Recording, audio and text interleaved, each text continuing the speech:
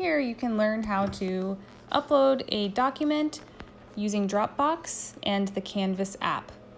Here you can see that I've opened the Dropbox app, and if you click on the plus sign at the bottom where it says Create, this is how you can scan your document. It'll open up a picture that looks like this, and you'll need to click on Scan Document, and then use the app to scan your document.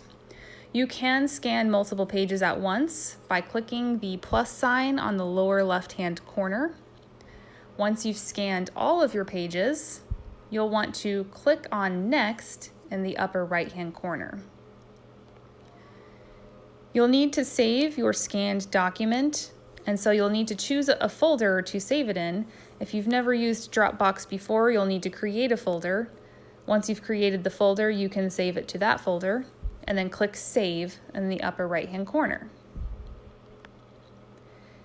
Now you'll be able to see all of your files, so it's a good idea to give your file or your scan a name so that you know what it is.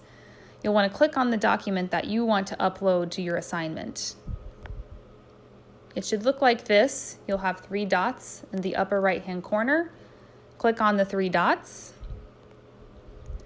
and then click Export. You'll want to click Open In so that you can choose the Canvas app.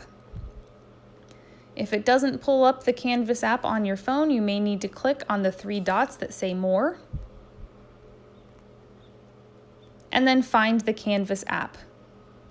It should look like the white background with red on it that says Student. Then it will pull up this screen.